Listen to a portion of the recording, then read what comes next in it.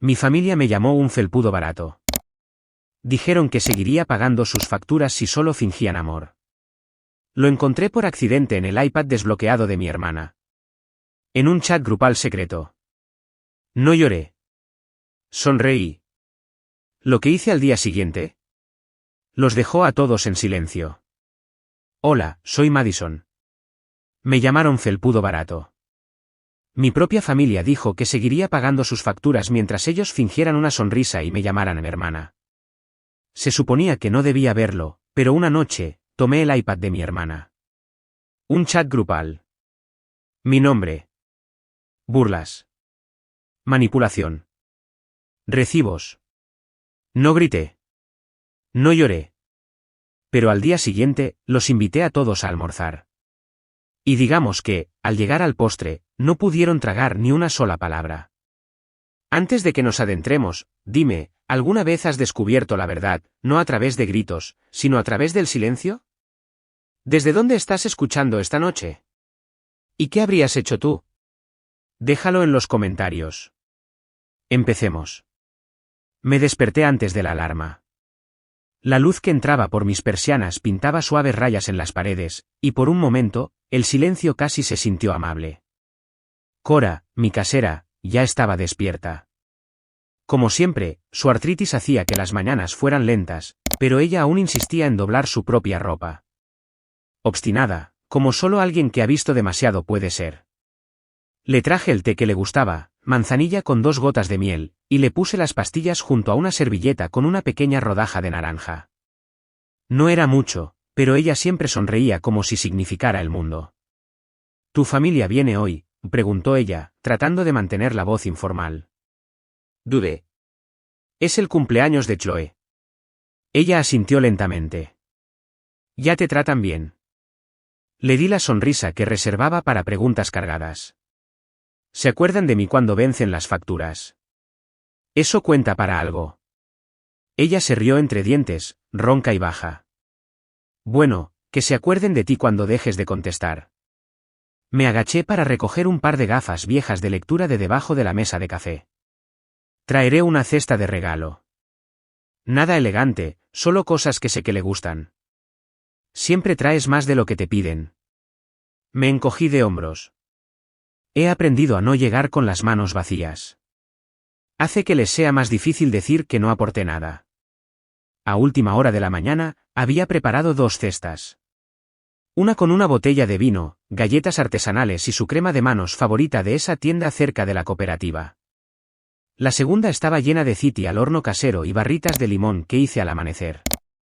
Las coloqué cuidadosamente en el asiento trasero junto a Marshmallow, mi perro mestizo rescatado, quien me miraba con ojos que siempre parecían entender demasiado. Antes de salir, verifiqué 3 veces las cerraduras, regué la única planta de albahaca en el alféizar de mi cocina y guardé mis archivos de asistente legal en el cajón. Uno de mis clientes freelance, un caso de divorcio complicado, me había dejado notas llenas de contradicciones la noche anterior, y necesitaría la mente clara más tarde para desenmarañar la red de mentiras.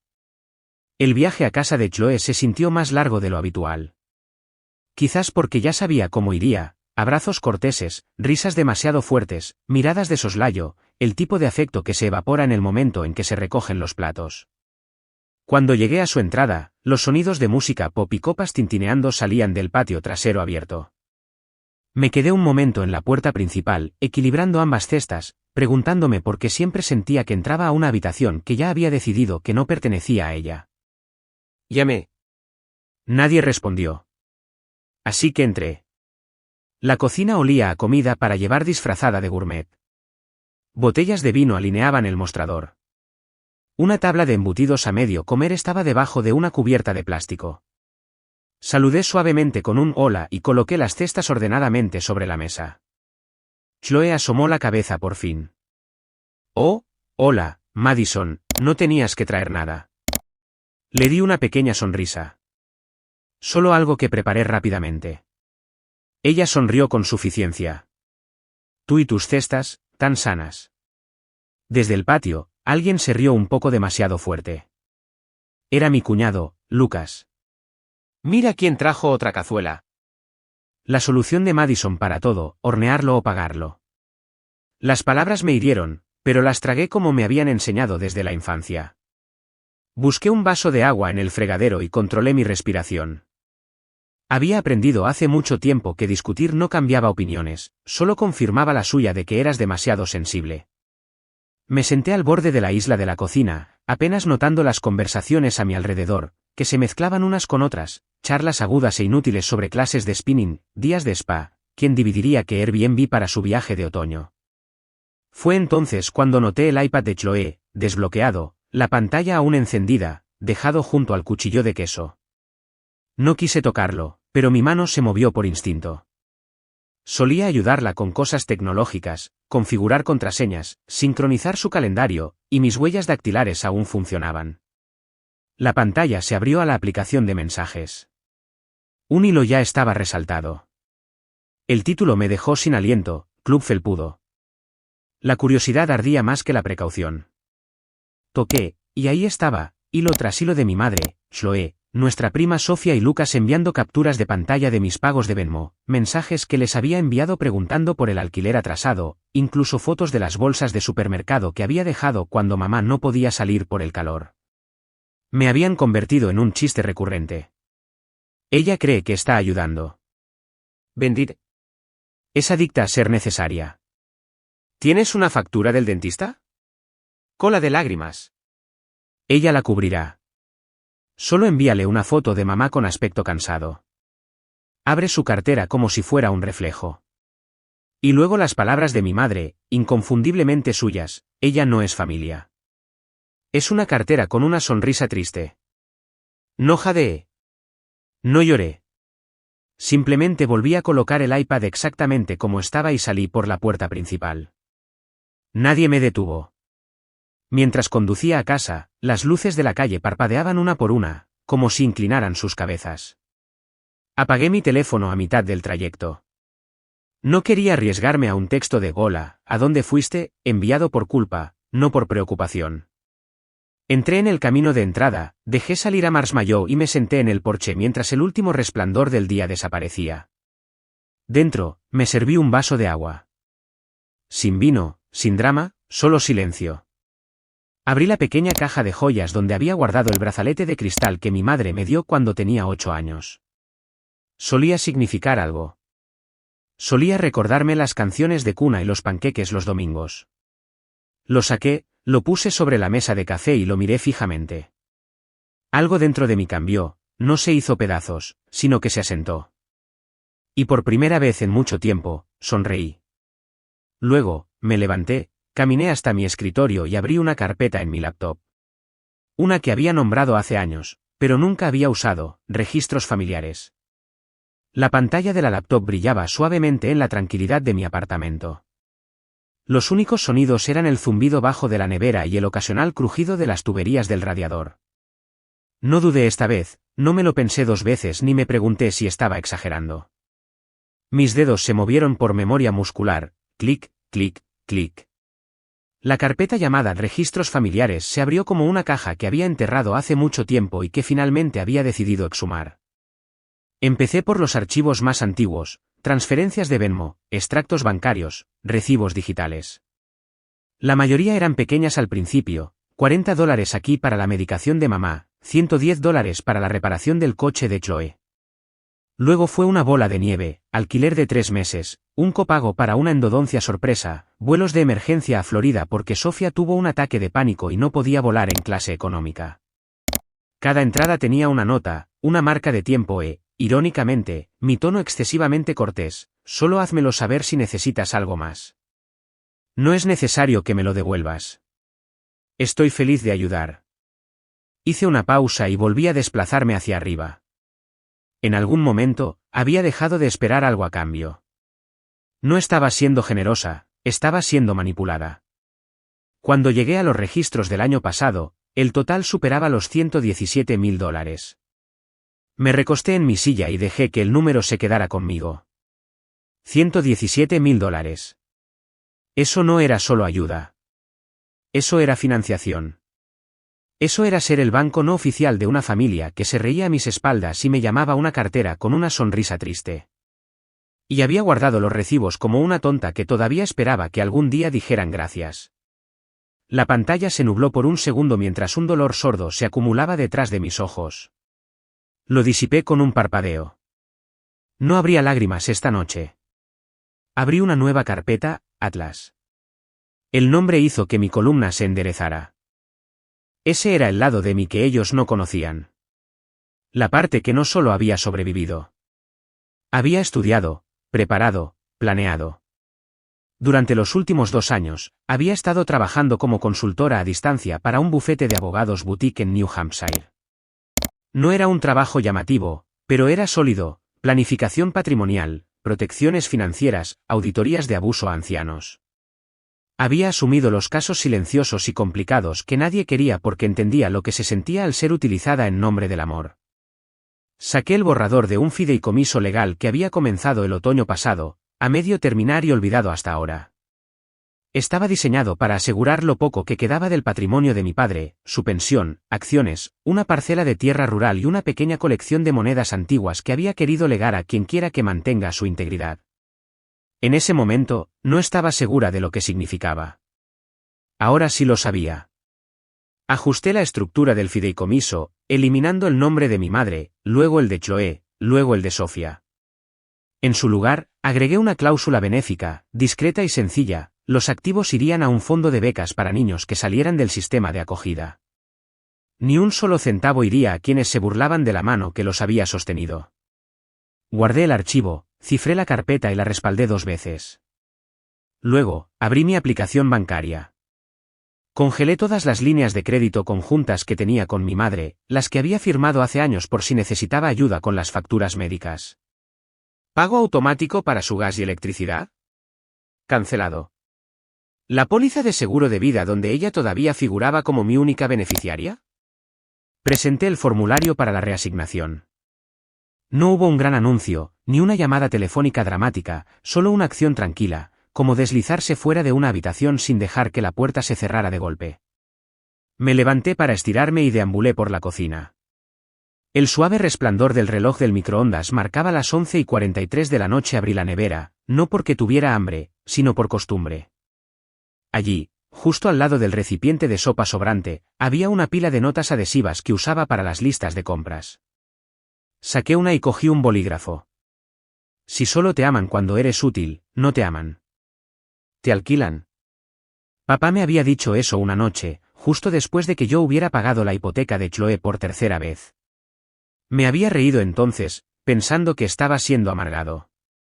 Resultó que solo estaba diciendo la verdad antes de que yo estuviera lista para escucharla. Pegué la nota en la puerta de la nevera, justo debajo de una foto descolorida de nosotros pescando junto al lago Ginebra. Tenía esa media sonrisa torcida, la que solo usaba cuando estaba orgulloso de mí. Gracias por esperar, papá, susurré. La habitación se sentía más cálida de alguna manera, no en temperatura, sino en algo más profundo. No me sentía sola esa noche. Me sentía íntegra. Apagué las luces, excepto la que estaba sobre la estufa, y llevé mi laptop de vuelta al sofá. Mientras me sentaba, vi una notificación parpadeando en la pantalla: Chloe te invitó a un brunch el domingo. Solo familia. LOL. La miré por un momento, con los dedos sobre el teclado. Luego, hice clic en sí. Y sonreí. El sol de la mañana ya se había colado por las persianas cuando terminé de quitar el pelo de perro de mi blazer. Verde bosque profundo, líneas nítidas, ni demasiado llamativo ni demasiado suave, solo la estructura suficiente para recordarme a mí misma, y a ellos, que ya no era la misma versión de Madison en la que se apoyaban como si fuera un cajero automático humano. Revisé mi bolso, con la carpeta delgada dentro, bien cerrada. Luego, deslicé mi teléfono en el bolsillo lateral, alisé las mangas de mi blazer y salí por la puerta. El viaje a Nashville fue tranquilo, excepto por el ritmo constante de la señal de giro en los semáforos en rojo. Estacioné justo a la vuelta de la esquina del restaurante, dándome unos momentos para respirar antes de entrar. El lugar del brunch era pintoresco, de esa manera curada: anuncios vintage de pasteles enmarcados en la pared, tazas blancas astilladas que pretendían parecer encantadoras. Los vi de inmediato en el rincón: Susan, Chloe, Sofía, el marido de Chloe, Michael, y su hija Taylor, ahora ya adolescente de alguna manera. Levantaron la vista cuando me acerqué. Madison, la voz de Chloe se extendió demasiado, un falso deleite goteando como jarabe. ¿Te ves descansada? Supongo que vale la pena no tener hijos ni responsabilidades. Tiré de mi silla lentamente. O tal vez, simplemente, dejar de pagarlas de alguien más, dije, deslizándome en el cubículo con una sonrisa que no llegó a mis ojos. Susan revolvió su café como si le debiera el alquiler. Entonces, dijo con cautela, mi cuenta en línea ha estado fallando. Lo más extraño. Ni siquiera pude verificar la factura de la luz esta semana. Eso es extraño, respondí, buscando el menú. Quizás sea hora de actualizar tu contraseña. Sí, añadió Chloe, mirando a su marido. La mía fue rechazada ayer al comprar útiles escolares. Pensé que era un fraude o algo así. Levanté la vista, encontrando su mirada directamente. Eso debió ser frustrante. Hubo un silencio que no era realmente silencio, de esos que flotan sobre las palabras amables, espeso y expectante. Querían acorralarme, pero aún no. No mientras la camarera seguía sirviendo agua y preguntando si queríamos compartir los rollos de canela. Esperé a que la camarera se alejara antes de colocar mi teléfono suavemente sobre la mesa. Sin teatralidad, solo un simple deslizamiento para desbloquear la pantalla. Antes de ordenar, dije con calma, creo que deberíamos ver algo juntos. Se acercaron por costumbre. Un toque. Ahí estaba, una captura de pantalla de su chat grupal. Ella es como un banco con alma. Solo sonríe, pagará. LOL. Mírala darnos más cuando finjamos que mamá está enferma otra vez. Los tenedores se congelaron en el aire. Incluso el teléfono de Taylor se deslizó silenciosamente debajo de la mesa. Levanté la vista. Lo dejaste abierto en tu iPad, Chloe. No estaba fisgoneando. Estaba pagando la factura de tu teléfono otra vez. Su boca se abrió en shock, luego se cerró de golpe. Luego llegaron las lágrimas, demasiado rápido, demasiado pulcras. Eso fue una broma. Estaba fuera de contexto. No sabes lo estresantes que han sido las cosas. Michael fue despedido y las facturas del dentista, mi voz era tranquila, plana. ¿No necesitas inventar esto? Susan se aclaró la garganta, haciendo valer su papel de mayor. Todos hemos pasado por dificultades, Madison. Tú siempre tuviste más, y la familia ayuda a la familia, ¿verdad? Asentí lentamente. No me importaba ayudar, dije. Me importaba que me mintieran. No fue ruidoso, ni gritos, ni servilletas arrojadas, solo un cambio en el aire, como el momento antes de una tormenta cuando los pájaros enmudecen y hasta los árboles parecen prepararse. Metí la mano en mi bolso y saqué la carpeta. Sofía se tensó. La mano de Chloe se cernía cerca de su café. Susan desvió la mirada. Abrí la carpeta y puse el primer papel, la factura de la cirugía estética de Chloe, etiquetada y fechada, pagada en su totalidad. Luego, los 3 meses de alquiler atrasado de Sofía. Después, el copago de Susan por esa visita al hospital que ella insistió que era una emergencia. Uno por uno, formaron una pila silenciosa. $117,000. Esto no es ayuda, dije, casi susurrando. Esto era un sistema. Solo que yo era la única que no me daba cuenta. Michael se movió incómodo. Oye, tal vez este no es el lugar. No, dije, girándome hacia él, es exactamente el lugar. Porque esto nunca fue solo sobre dinero. Fue sobre confianza. Sobre ser utilizada. Chloe parecía a punto de derrumbarse. Lo necesitábamos. La interrumpí suavemente. Entonces debiste haberlo pedido, no planeado. Susan parpadeó con fuerza. ¿Y ahora qué, Madison? ¿Simplemente nos cortas? Di un sorbo lento de agua, dejando que la pausa se alargara lo suficiente como para que el silencio hiriera. No. Ahora simplemente veo con claridad. Eso es todo. Empujé mi silla hacia atrás y me levanté. Oh, y la casa, añadí, quitándome las migas del regazo. Tendrán que irse el jueves. No miré hacia atrás. Ni a la mesa. Ni a la expresión congelada de Chloe. Ni siquiera a la mano ligeramente temblorosa de mi madre aferrada a su tenedor. Salí directamente de aquel soleado lugar de brunch y dejé que la puerta se cerrara detrás de mí.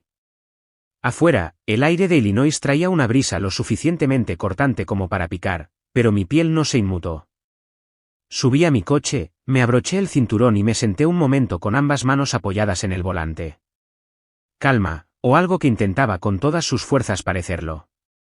Las llaves de la casa pesaban de forma diferente en mi bolso ahora. Ya no eran un símbolo de espacio compartido o de generosidad empapada de culpa. Ahora se sentían precisas, decisivas, como herramientas o armas. El viaje a casa fue familiar y tranquilo.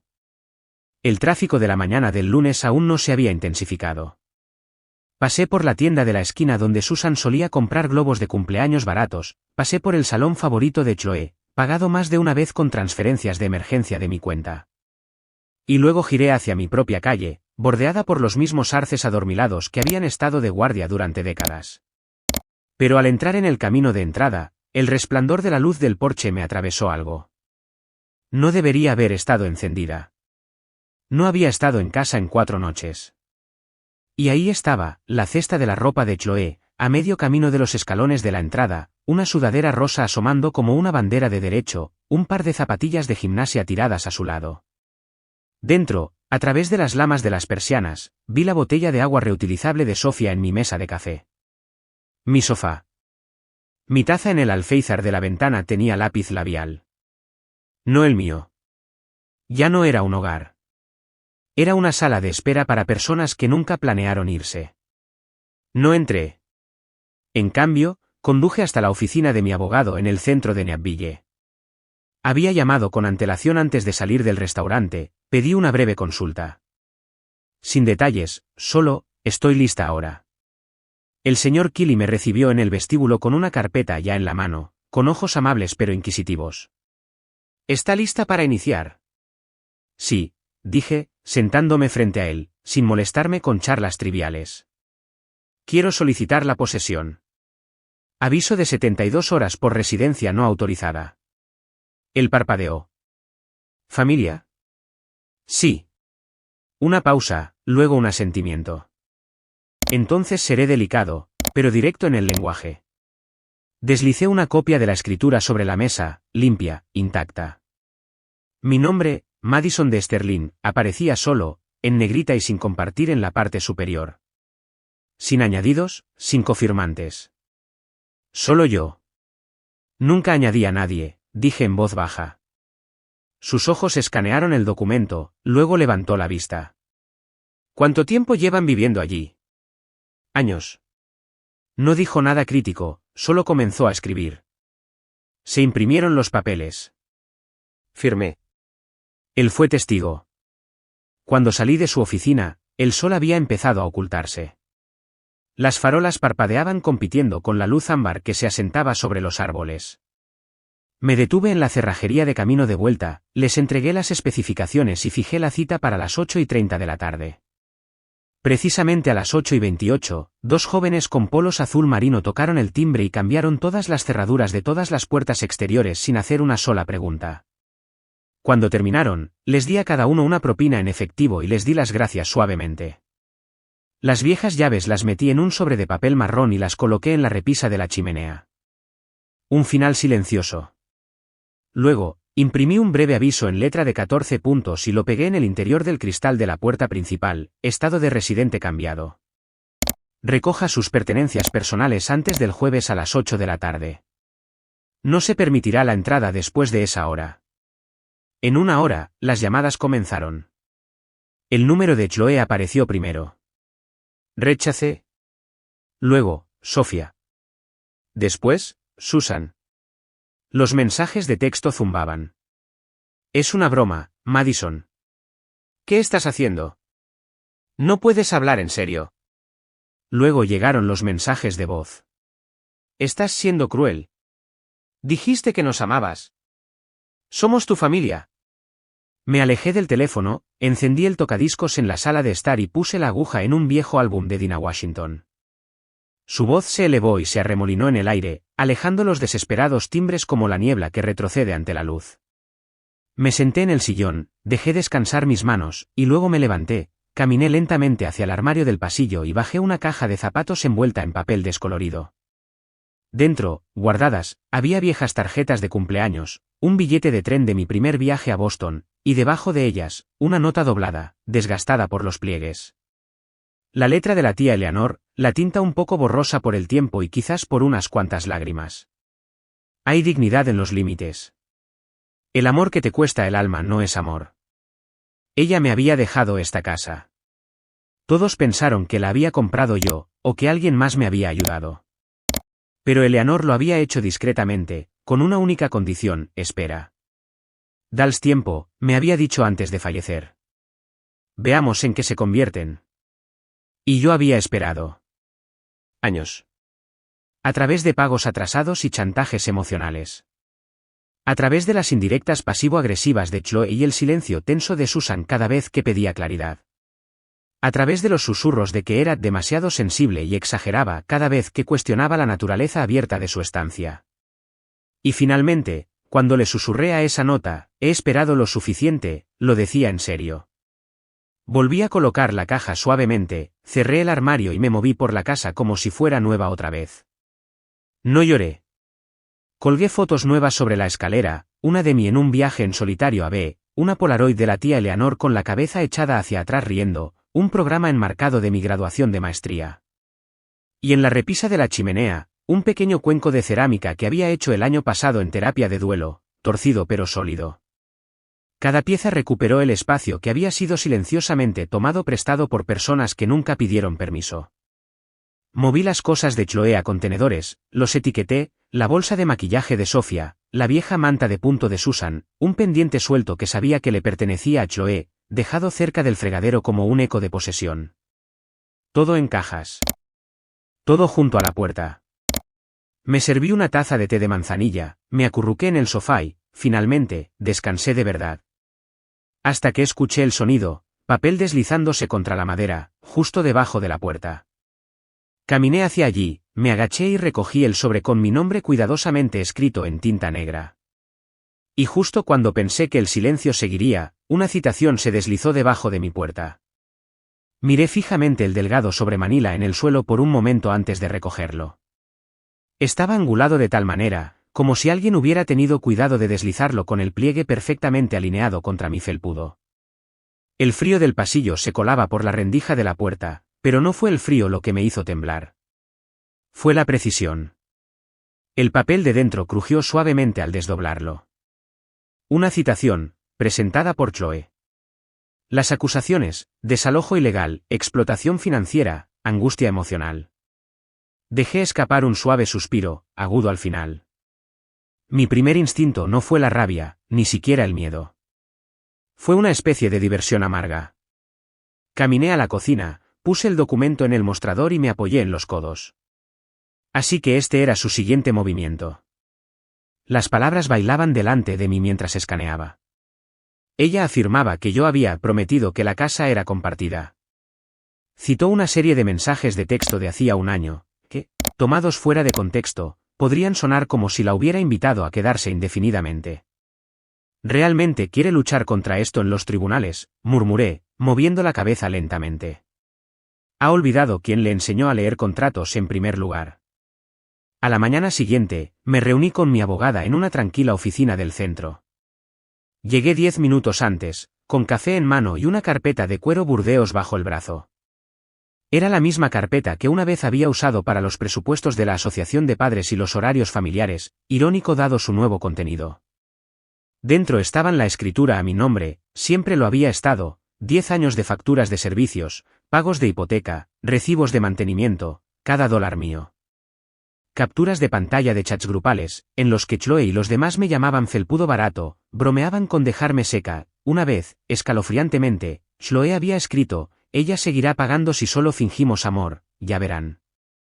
Mi abogada, la señora Lang, una mujer de unos 60 años con ojos más afilados que un cristal roto, hojeó la carpeta en silencio. Su dedo se detuvo sobre las impresiones del chat grupal. Me miró. Te entregaron tu defensa y tu dignidad. Dejé que eso se asentara entre nosotras. No había necesidad de sonreír, ni de dar una vuelta de victoria. Solo claridad. La mediación previa al juicio estaba programada para la tarde siguiente. Se llevó a cabo en una sala de conferencias pequeña y sin pretensiones dentro del juzgado, paredes beige, mesa de imitación de madera y un reloj que hacía un tic-tac demasiado fuerte. Chloe entró con un pañuelo ya en la mano, con los ojos nublados pero secos. Tenía esa inclinación avergonzada de la cabeza, como alguien a quien acaban de pillar robando dulces, pero quería que sintieras lástima por ella de todos modos. Nunca quise que esto llegara a tanto, dijo, con la voz quebrada lo suficiente como para sonar ensayada. Éramos una familia. Yo solo, no pensé que cambiarías, no dije nada. La mediadora, una mujer de mediana edad tranquila con un cuaderno y una expresión cansada, me preguntó si tenía algo que compartir antes de abrir las negociaciones. Deslicé una foto sobre la mesa, solo una captura de pantalla del mensaje de Chloe: Madison seguirá pagando si solo fingimos amor, ya verán. La mediadora se quedó en silencio.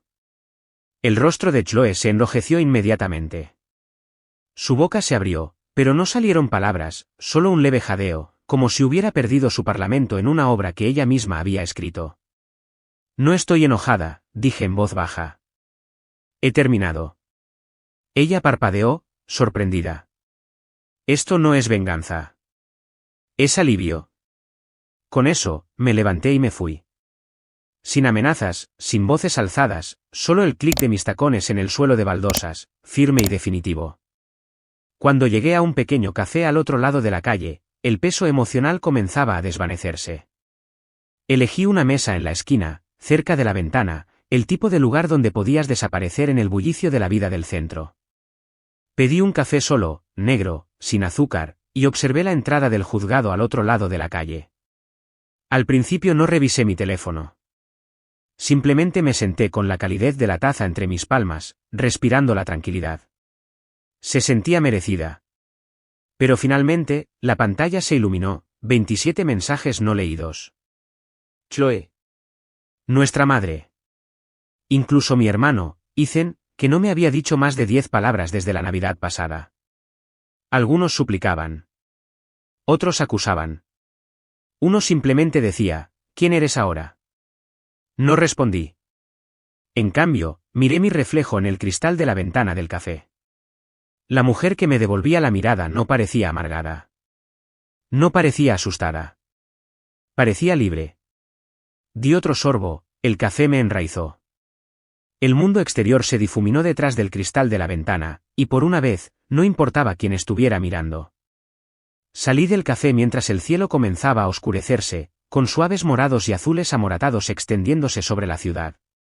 Caminé lentamente, eligiendo calles laterales donde el aire era más tranquilo, donde los ecos de mis pasos eran los míos propios. Pero cuando finalmente llegué a la entrada y subí al porche, me congelé. Allí, esperándome justo en el centro del felpudo, había algo que nunca esperé volver a ver. Ni siquiera tuve que pisar el porche para saber que algo andaba mal. El olor me llegó primero, agudo, acre e inconfundiblemente a quemado. Me detuve a mitad de un paso, con las llaves aún colgando entre mis dedos. Allí, apoyada contra la puerta principal como una ofrenda del infierno, había una caja de cartón medio derretida. Los bordes carbonizados se rizaban como pétalos, y la parte superior se había derrumbado sobre sí misma, revelando destellos de papel ennegrecido, un trozo de metal chamuscado y algo que solía ser terciopelo azul. Dejé mi bolso en el pasillo y me agaché lentamente junto a la caja, el movimiento rígido por el frío y por lo que ya sabía que encontraría. Lo primero que reconocí fue el borde de un marco de fotos, un cristal agrietado fusionado en un borde de plástico deformado. La foto de adentro se había desintegrado en su mayor parte, pero aún podía distinguir parte de la mejilla de mi padre y un trozo de mi letra en la esquina, Primera Feria de Ciencias. Debajo, el lomo de mi diario de la infancia se había curvado hacia adentro como si intentara protegerse. Las páginas eran en su mayoría ceniza. Pero fue el relicario lo que me destrozó. La cadena, de alguna manera intacta, se enroscaba alrededor de un trozo de cartón quemado como una soga. Lo levanté con cuidado, sosteniéndolo a la luz del porche. El pequeño corazón de oro se había derretido lo suficiente como para ser irreconocible, a menos que supieras exactamente cómo había sido una vez. Fue lo último que me dio papá antes de que el cáncer se lo llevara. Para que nunca te sientas sola, me había susurrado. Dentro de la caja, encajada entre los restos, había una nota adhesiva amarilla. Sus bordes estaban chamuscados, pero un mensaje aún era visible, felpudo dentado, cruel, todavía sonriente. Me levanté, sin temblar, sin llorar, simplemente en silencio. Volví a entrar en la casa, cerré la puerta, puse el relicario en la mesa de mi pasillo y lo miré fijamente durante mucho tiempo. Luego, cogí mi teléfono y conduje directamente a la comisaría. Era casi medianoche cuando llegué. La estación estaba en silencio, las luces del techo zumbaban débilmente mientras una oficial detrás del mostrador levantaba la vista de su papeleo. ¿Viene a presentar algo?, preguntó, mirándome la cara. Asentí. Quisiera denunciar un incendio provocado, daños a la propiedad, acoso. Ella me deslizó un portapapeles. ¿Sabe quién lo hizo? No necesito adivinar, dije con calma. Necesito documentarlo. Mientras entregaba el formulario completo, otro oficial se acercó, más joven, con ojos alerta. Preguntó si había cámaras cerca. Hice una pausa. Mi vecino de enfrente tiene un timbre inteligente. Viaja mucho, pero la cámara siempre está encendida. El oficial garabateó algo y asintió. Sacaremos las imágenes. ¿Algo más que quiera añadir? Dudé, luego abrí mi teléfono y toqué una foto que había tomado de la nota. Querían que supiera que era personal. Eso no es vandalismo al azar. Estaba destinado a mí. De vuelta en el coche, me quedé quieta por un momento antes de encender el motor. La radio estaba en silencio. Mi reflejo en el espejo retrovisor parecía el de alguien a quien no había conocido antes. No conduje a casa de inmediato. En cambio, giré hacia el viejo vecindario, donde mamá y papá habían comprado su primera casa antes de que las peleas, las cenas frías y el favoritismo destrozaran a nuestra familia. Eran casi la 1 de la mañana. Calles vacías, unas pocas luces de porche encendidas. Pasé por el parque donde Chloe una vez se enfrentó a un grupo de niños que me llamaban la favorita de la maestra. Ella apretó los puños, les escupió y me arrastró a casa por la muñeca. Por un momento, me permití recordar a esa Chloe. La chica que me hacía reír hasta que me salía jugo por la nariz. La hermana que me enseñó a trenzar el cabello y lloró conmigo el día que murió nuestro perro. Pero luego mi mente volvió a esa caja, al relicario, a la nota. Y la comprensión me golpeó como una bofetada fría, quizás la Chloe que extrañaba nunca existió más allá de esa única tarde. Quizás la versión de familia que había llorado no era real. Era solo una historia a la que me había aferrado. Y como todas las buenas historias, era hora de terminarla. No puedes llorar lo que fue falso, susurré en voz alta. Pero puedes enterrarlo. Regresé a casa en las primeras horas, estacioné en mi entrada y me senté en el coche hasta que el cielo comenzó a clarear. Dentro, hice café, fuerte, sin azúcar. Luego abrí mi laptop. No empecé con la demanda. Eso vendría. Pero en ese momento, lo que necesitaba era un registro. Una verdad que no necesitara un contrainterrogatorio. Creé un nuevo documento. En la parte superior, en negrita, el amor no se debe y la familia no es gratis. Empecé a escribir. No por lástima. No para derribar a nadie. Sino para que el silencio, finalmente, hablara. Párrafo por párrafo, lo expuse, los pequeños desaires, las indirectas veladas, la anulación de mis contribuciones, la tergiversación de mis palabras. Escribí sobre cómo amar a alguien no significa perderse a uno mismo. Como ser familia no excusa la crueldad. Como quienes se supone que deben protegerte a veces pueden ser quienes lentamente te deshacen.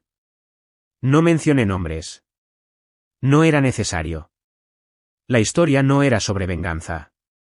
Era sobre libertad. Terminé el borrador justo cuando el sol se colaba por las persianas, bañando la sala de estar en una suave bruma naranja. Guardé el documento, lo adjunté a un correo electrónico y lo programé para su publicación en una discreta revista digital que defendía voces reales, dolor real y resiliencia real. Saldría en unas horas, y no tenía idea de qué tormenta traería.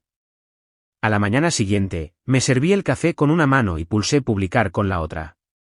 Luego me senté, Medio esperando el silencio, tal vez unas pocas visitas, quizás alguien de mi grupo de apoyo para el duelo lo leería y asentiría.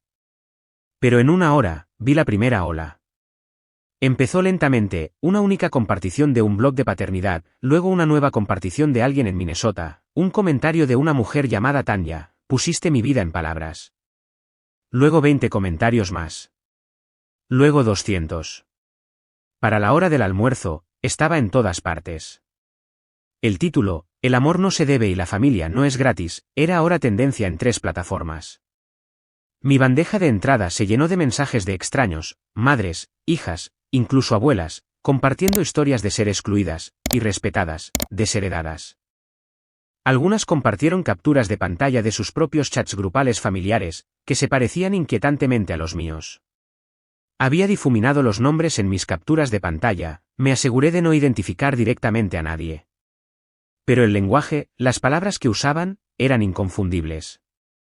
Cualquiera de mi círculo podía reconocerlas, especialmente Chloe y su prometido. Alrededor de las 2 de la tarde, mi teléfono vibró con una captura de pantalla de un titular: Civic Future suspende a su director de tecnología por las repercusiones de una publicación viral. Lo miré incrédula. Esa era la empresa del prometido de Chloe. Su coche había sido captado en las imágenes de vigilancia de la noche en que alguien quemó mis pertenencias. No tardó mucho en que la gente atara cabos.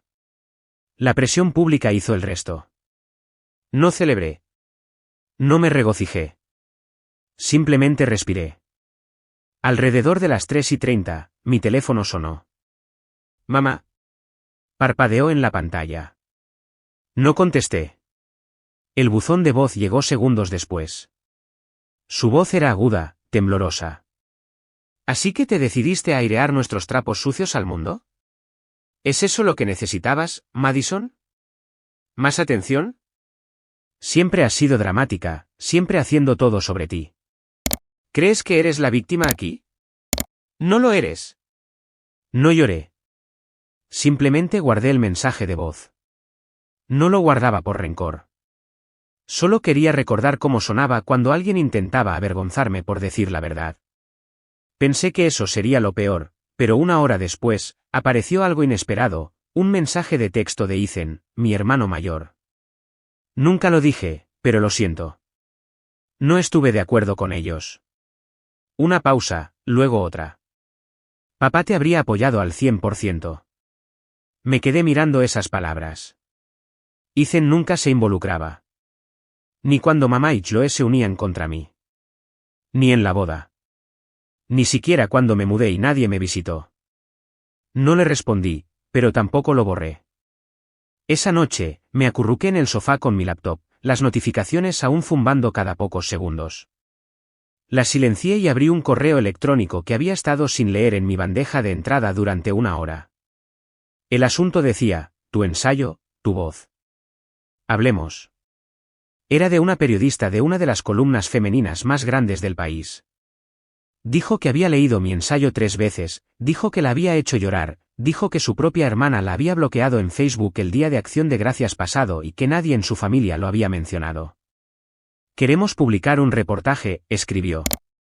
No solo sobre tu historia, sino sobre lo que significa para tantas mujeres que se sienten atrapadas en dinámicas familiares tóxicas. Leí su mensaje 2 veces antes de responder. Estoy abierta, pero solo si no mencionamos nombres. Esto no se trata de destruir a personas. No quiero venganza. Quiero que otros se sientan menos solos. Me respondió a los pocos minutos. Eso es exactamente lo que esperábamos que dijeras. El artículo estaba programado para publicarse en una semana, pero la verdadera tormenta ya se estaba extendiendo. Para el viernes, Chloe y mi madre estaban desesperadas. Empezaron a publicar cosas vagas en línea. Chloe compartió una foto de un arreglo floral con una leyenda: algunas personas anhelan el caos más que la paz. Más tarde ese día, mamá comentó en un hilo que discutía mi artículo. Editó las capturas de pantalla, ni siquiera eran reales. Pero la gente no se lo creía. Debajo de esa publicación, vi nombres que no había escuchado en años. Jessica, mi antigua vecina, comentó: estuve en la boda. Vi cómo la trataron. No manipulen a la gente ahora. Luego el señor Harrison, mi profesor de inglés de secundaria, conozco a Madison desde hace más de 20 años. No es perfecta, pero es honesta. Ni lo intenten. Luego estaban los silenciosos, amigos de la familia, primos lejanos. No comentaron, pero les gustó cada palabra que me defendía. Chloe trató de salvar las apariencias. Tenía un nuevo lanzamiento de producto ese fin de semana, una línea de cuidado de la piel orgánica que había estado promocionando durante meses. Pero para el sábado por la mañana, 3 patrocinadores se habían retirado. Las publicaciones que promocionaban su lanzamiento se inundaron con hashtags !coro felpudo no más y preguntas como, ¿es esta la misma Chloe del ensayo? Intentó eliminarlos, no funcionó. No lo estaba viendo con alegría. De hecho, apenas dormí esa noche. Había una especie de dolor que seguía al torbellino, un peso en mi pecho que no desaparecía con la validación. No buscaba destruirlos, pero quizás, finalmente, ellos tampoco podían destruirme a mí. Alrededor de las 11:30 de la noche, después de cepillarme los dientes y conectar mi teléfono para cargarlo, noté una notificación que casi se me escapa, una solicitud de mensaje de Chloe. Solo 4 palabras, has ganado, por ahora. La miré fijamente durante mucho tiempo, luego apagué la pantalla y me fui a la cama. No dormí esa noche. El mensaje de Chloe, esas 4 palabras petulantes, permanecieron en mi mente como una espina bajo la piel. Has ganado, por ahora. No era una derrota. Era una amenaza disfrazada de rendición. Miré fijamente mi techo en silencio, el suave tic-tac del reloj de pared el único sonido que marcaba el tiempo mientras mis pensamientos bullían. No respondí. No iba a dignificarlo. Alrededor de las 9 de la mañana, justo cuando finalmente logré sentarme con una taza de café tibio, mi teléfono sonó. Número desconocido, código de área de Chicago. Dudé, con el pulgar sobre rechazar, pero algo, tal vez el instinto, me dijo que contestara. ¿S.R.A. Madison Sterling?, preguntó una voz masculina y tranquila. Sí, soy yo. Mi nombre es Daniel Haskins. Soy el abogado de su difunto padre. Creo que es hora de que hablemos. Parpadeé. Disculpe. Él continuó suavemente. Hay documentos de los que no le informaron. Su padre dejó un codicilo. Nunca se presentó. Creo que querrá verlo. Me senté más erguida, mi corazón comenzando a latir con fuerza. Espere, me dijeron que ni siquiera tenía testamento. Que todo pasó a mi madre.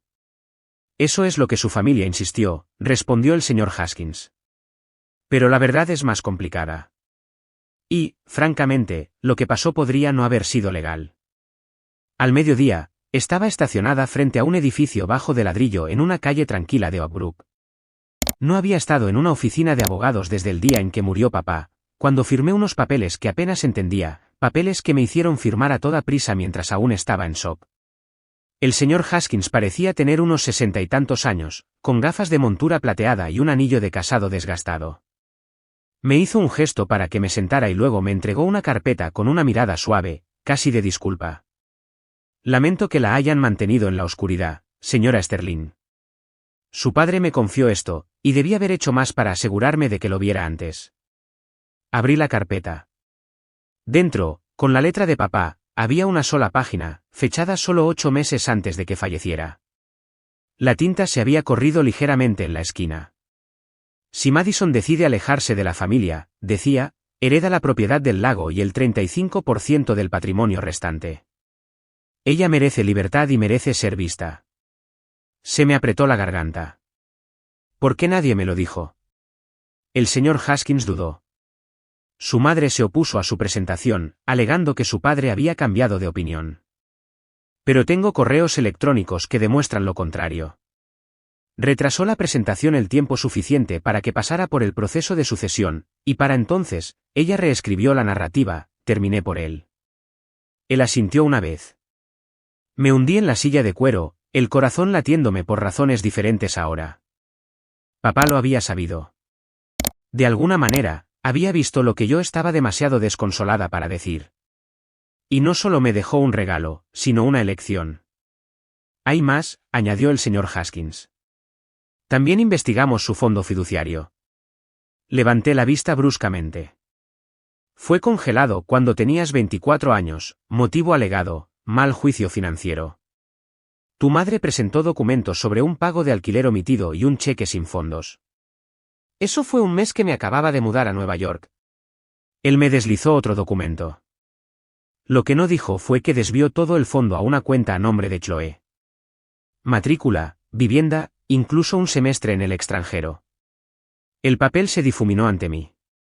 ¿Cómo es eso siquiera legal? No lo era. Y ahora que lo ha descubierto, tiene todo el derecho de demandar por la recuperación total y los daños. No hablé. No podía. Simplemente miré los números. Lo que debería haber sido mi red de seguridad, mi independencia, la promesa de mi padre, se convirtió en un accesorio de estilo de vida para la hermana que la semana pasada me llamó sanguijuela. Después de salir de la oficina, no conduje a casa. Me dirigí al norte. Cuanto más me alejaba, más tranquilo se ponía. Para cuando llegué al camino de grava que rodeaba la vieja cabaña de papá junto al lago, los árboles se habían tragado todo el ruido. Era la primera vez que volvía desde que murió. El aire olía a pino y tomillo. Abrí la puerta. Rechinó al abrirse. El polvo cubría todas las superficies, pero todo lo demás estaba tal como él lo había dejado, la vieja taza de papá en el mostrador, un sombrero de pescador aún colgando junto a la puerta. Caminé lentamente por cada habitación, rozando con los dedos la madera desgastada, los lugares donde solía acurrucarme a leer mientras él tarareaba alguna vieja canción en el porche. En el dormitorio trasero, su habitación, abrí el cajón de la mesita de noche. Dentro, guardada entre una pila de recibos descoloridos y un paquete de chicle, había una pequeña foto. Era yo, quizás de 16 años, acurrucada junto a él en el muelle, con la cabeza sobre su hombro. En la parte de atrás, con su letra irregular, ponía, no les debes nada. Vuela.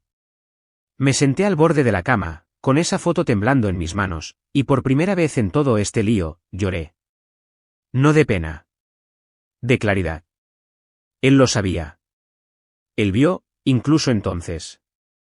Y a través de todo el ruido, la manipulación, la anulación, me había dejado un mensaje que lo atravesaba todo.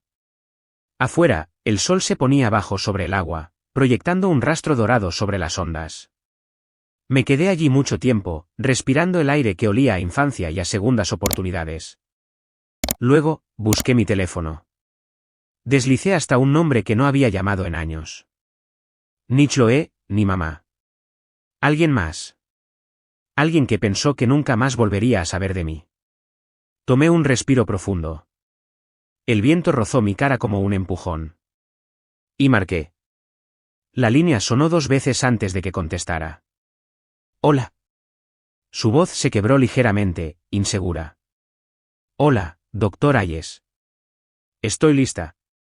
¿Todavía tiene esos papeles de los que hablamos? Pregunté con calma, aunque mi mano temblaba un poco.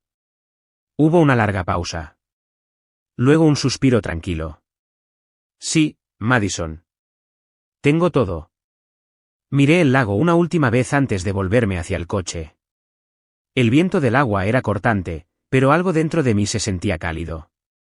Asentado.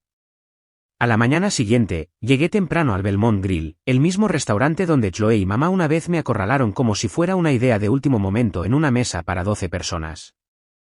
Esta vez, reservé el mismo lugar, privado, junto a la ventana, manteles blancos, música suave de fondo. Quería que se sintieran cómodos. Arrogantes. Uno por uno, llegaron. Chloe con tacones demasiado altos para el día, masticando chicle como si fuera dueña del aire. Mamá con sus perlas y una media mueca ya en su rostro. El tío David arrastrando su sonrisa de charol detrás de él. Vaya, dijo Chloe, deslizándose en la silla frente a mí. No esperaba que pagaras la cuenta por una vez.